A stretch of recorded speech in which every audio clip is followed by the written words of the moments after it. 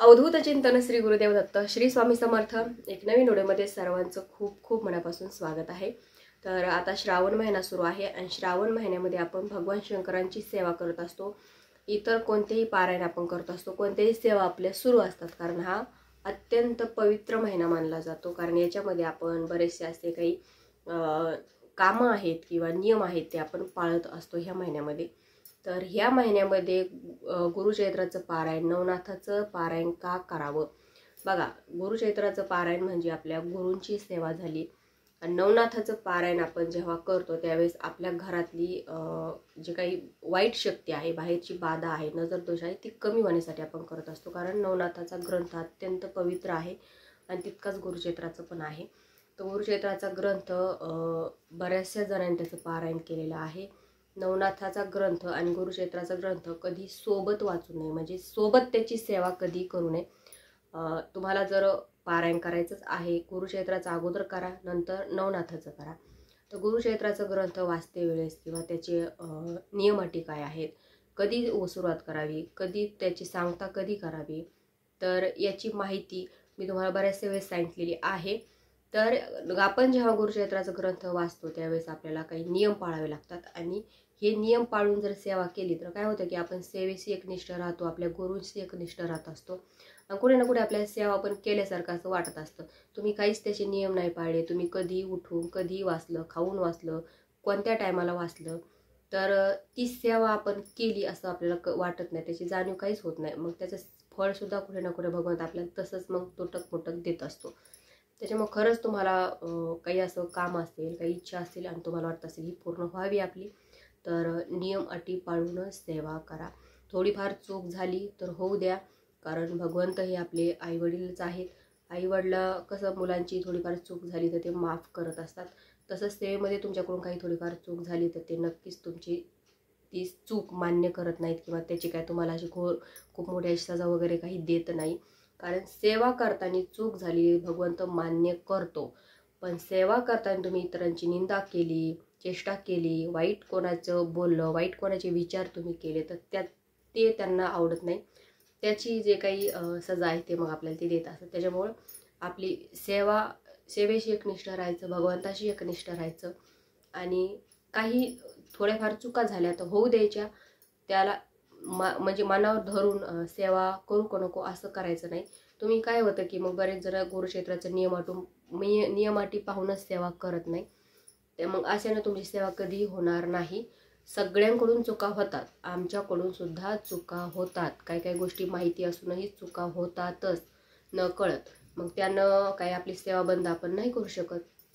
त्याच्यामुळे चुका झाल्या तर होऊ द्यायच्या, पुढच्या वेळेस लक्षात ठेवायचं, पण सेवा मात्र करायची। कारण आपल्याला सेवा करायची आहे, आपल्याला बाकी दुसरं काही नाही आहे। त्याच्यामुळं तुम्हाला याच्यामध्ये जर पारायण करायचं आहे श्रावण महिन्यामध्ये तर गुरुचैत्राचं पारायण अगोदर करा।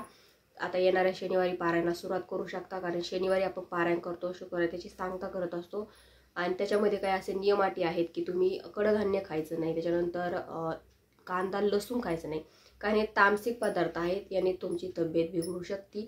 ॲसिडिटी, आम्लपित्त किंवा पोटाचे काही विकार आहेत हे तुम्हाला होऊ शकतात। त्याच्यामुळे हे नियम त्याच्यासाठीच आहेत की तुमची तब्येत वगैरे बिघडू नये, तर हे नियम पाळून आपल्याला पारायण करायचं आहे।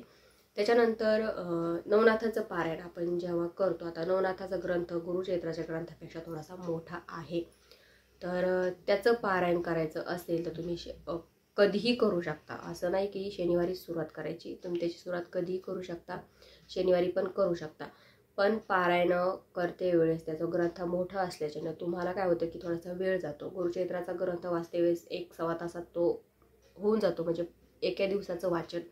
तसं नवनाथाचं एका दिवसाचं वाचन म्हणलं की 2 तास आरामशीर लागतात, तर वर पण कमी नाही। तर तुम्हाला जर नवनाथाचं पारायण करायचं असेल तर नवनाथाचा मोठा ग्रंथ न वाचता तुम्ही छोटा ग्रंथाचं सुद्धा पारायण करू शकता, कारण त्याचा छोटा भाऊ आहे असं म्हणायला हरकत नाही।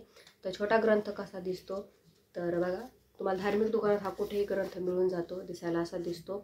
नवनाथ भक्तिसार, आपलं जसं स्वामी चैत्र आहे किंवा दुर्गा सप्तशती आहे तसा हा छोटासा ग्रंथ आहे। हा ग्रंथ आपण जेव्हा वाचतो तर याला नियमाटी असं काही तुम्हाला पाळायची गरज नाहीये. आपण जसं स्वामी चरित्र वाचतो तसा सेम हा ग्रंथ वाचायचा. जसं स्वामी चरित्र सारामृतमध्ये 21 अध्याय आहेत तसं याच्यामध्ये 9 अध्याय आहेत. स्वामी चरित्र सारामृतचे कसं 21 अध्याय वाचल्यावर एक पाठ किंवा एक पारायण पूर्ण होतं, तसं याचे 9 अध्याय वाचले तर तुमचं एक पारायण पूर्ण होतं. असे तुम्हाला 5, 7, 9, 11 असे तुम्हाला याचे पारायण करायचे आहेत. आता तुम्हाला किती करता येतात तुमच्यानुसार तुम्ही ठरवायचं. आपल्याला 5 होतात, 7 होतात, किती होतात त्याच्यानुसार संकल्प करायचा, पारायण करायचं. पारायण करते वेळेस तुम्हाला नियमाटी याच्या काही पाळायचं गरज नाहीये. कधी याचं पारायण तुम्ही करू शकता. फक्त सेवा श्रावण महिन्यात आपल्याकडून सेवा झाली पाहिजे एवढंच आपल्याला करायचं आहे. तर याचं पारायण करते वेळेस संकल्प करू शकता. पण संकल्प करते वेळेस बघा, तुमचे छोटे मुलं असतील तर तुम्ही असा संकल्प करायचा की मी ही सेवा करत आहे, पण अखंड शब्द नाही वापरायचा. यथाशक्ती यथाभक्ती, म्हणजे तुम्हाला आज तुम्ही पारायण केलं आहे, तुम्हाला उद्या नाही झालं तुम्ही परवा करू शकता, तुम्हाला 2 दिवस सेवा नाही झाली तुम्ही तिसऱ्या दिवशी याची सेवा करू शकता. असं यथाशक्ती म्हणजे तुम्ही कधीही तुमच्या वेळेनुसार तुम्हाला जेव्हा जमेल तेव्हा. कारण आपल्याला इतर पण सेवा करायच्या आहेत. ह्या महिन्यामध्ये सणवार पण येत असतात, सणवाराला सुरुवात झालेली आहे. त्याच्यामुळे ह्या सेवेमध्ये संकल्पमध्ये अखंड शब्द नाही वापरायचा. यथाशक्ती जेव्हा तुम्हाला वेळ मिळेल तेव्हा याचे पारायण, म्हणजे श्रावण महिन्यामध्ये एकूण 30 दिवस असतात. आता एक आठवडा झालेला आहे, पण ह्या महिन्यात जे काही दिवस उरले आहेत त्या दिवसामध्ये मला 5, आता तुम्ही 5 पारायण संकल्प केला, मला 5 पारायण मी करणार आहे. मग माझ्या वेळेनुसार यथाशक्ती म्हणजे माझ्या वेळेनुसार मी ह्या जे उरलेले दिवस आहेत श्रावण महिन्यातले तितक्या दिवसामध्ये 5 पारायण मी कधीही करेल असं तुम्ही तिथे बोलायचं आहे. अखंड जर म्हणलं तर तुम्ही मग तुम्हाला रोज, म्हणजे आता 5 दिवसाचा संकल्प केला तर 5 दिवस सलग तुम्हाला याचं पारायण करावं लागेल, याचा असा अर्थ होतो. त्याच्यामुळे अखंड म्हणायचं नाहीये, कारण इतर सुद्धा सेवा झाल्या पाहिजे. त्याच्यामुळे तर मोठा ग्रंथ नाही वाचता आला तर गुरुमाऊलीने आपल्याला छोटा दिलेला आहे आणि याचं पारायण तुम्ही करा. मराठीमधून ग्रंथ आहे त्याच्यामुळे तुम्हाला वाचायला सोपा जातो आणि वास्तवे समजतो. पण पूर्ण 9 अध्याय वाचायचे. तर वाचायची सुरुवात कशी करायची, तर मी तर म्हणेन सकाळीच वाचा तुम्ही, कारण शांतता असते आणि आपलं वाचण्यासुद्धा मन लागतं. तर वाचायचा कसा हा ग्रंथ, तर कोणती आपण सेवा करतो त्यावेळेस स्वामी स्तवन वाचतो. स्वामी स्तवन म्हटल्यावर एक माळ श्री स्वामी समर्थ महाराजांची घ्यायची, 99 मंत्राचा एक माळ जप घ्यायचा. त्याच्यानंतर एक माळ शाबरी मंत्र, म्हणजेच काय तर ओम श्री चैतन्य गोरक्षाय नमः या मंत्राचा जप घ्यायचा. तुम्ही हा ग्रंथ तुम्हाला पारायण करायचा, हा ग्रंथ आणला तुम्हाला याच्यात सगळं समजून जाईल, कारण याच्यावर सगळीच माहिती दिली आहे. तर हे पूर्ण मंत्र झाले म्हणून स्वामी स्तवन झालं, मंत्र झाले. त्यानंतर गणपती अथर्वशीर्ष ते एकदा म्हणायचं आणि पहिल्या अध्यायाला सुरुवात करायची. तर एकाच बैठकीमध्ये पूर्ण पारायण करायचं, म्हणजे आता 2 अध्याय नंतर 3 अध्याय असं पारायण नाही करायचं. आपण ही सेवा संकल्पयुक्त करत आहोत तर तुम्हाला एकाच बैठकीमध्ये हे पारायण करावं लागेल.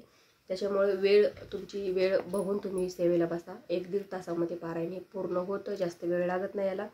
त्याच्यानंतर 1 ते 9 अध्याय वाचणं झाले की त्याच्यानंतर येतो इथे 1 ते 9 अध्याय पूर्ण वाचायचे. त्याच्यानंतर पूजा वगैरे पण मांडायची गरज नाही आहे तुम्हाला, तुम्ही अगदी देवघरासमोर बसून सुद्धा ही सेवा करू शकता. त्याच्यानंतर 1 ते 9 अध्याय वाचणं झाले की त्याच्यानंतर शाबरी कवच अत्यंत महत्त्वाचं आहे आणि हे सुद्धा वाचायचं आहे. म्हणजे तुमचा जेव्हा 9वा अध्याय वाचणं होईल तेव्हा हे लगेच वाचून घ्यायचं. तर हे सुद्धा खूप प्रभावी आहे. तर याचं पण पठण तुम्हाला रोज करायचं आहे. तुम्ही हे पारायण आपण जसं स्वामी चरित्र सारामृत वाचितो तशाच पद्धतीने याचं पारायण तुम्ही करू शकता, अगदी साध्या सोप्या पद्धतीमध्ये. त्याच्यामुळे हा छोटा ग्रंथ खूप महत्त्वाचा आहे.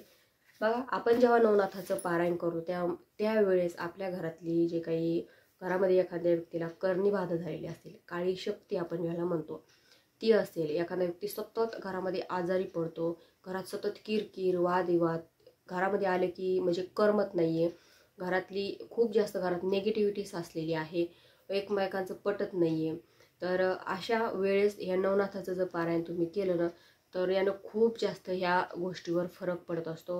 तुमच्या घरातले सगळे दोष नाहीसे होत असतात ह्या ग्रंथाने. त्याच्यामुळं ह्याने श्रावण महिन्यामध्ये याचं पारायण जर केलं तर तुम्हाला खूप अधिक पटीने याचा लाभ होणारच आहे. त्याच्यामुळं अगोदर गुरुचैत्राचं पारायण करायचं असेल तर अगोदर गुरुचैत्राचं करा, त्याच्यानंतर नवनाथाचं करा. मोठा ग्रंथ नाही वाचता झाला तर कमीत कमी ह्या छोट्या ग्रंथाचं 5-7 का होईना पारायण या महिन्यात आवर्जून करा. तर धार्मिक दुकानात किंवा केंद्रामार्फत हा ग्रंथ मिळून जातो. तर मी तर म्हणे तुम्ही दिंडोरीपर्यंतच ग्रंथ घ्या, केंद्रामार्फत कुठेही हा ग्रंथ मिळून जाईल तुम्हाला. तर जास्त महाग पण नाही आहे, 42 रुपयाला हा ग्रंथ आहे. आणि नियमित याचं पारायण आपण नित्य म्हणजे तुम्ही कधी पण याचं सेवा करू शकता. तर नक्की करा. आजच्या व्हिडिओमध्ये इतकंच. व्हिडिओ आवडल्यासाठी लाईक करा, शेअर करा, चॅनलला सबस्क्राईब करायला विसरू नका. झाली सेवा श्री स्वामी समर्थ महाराजांच्या चरणी आणि परमपूज्य गुरु माऊलींच्या चरणी रुजू करते. श्री स्वामी समर्थ.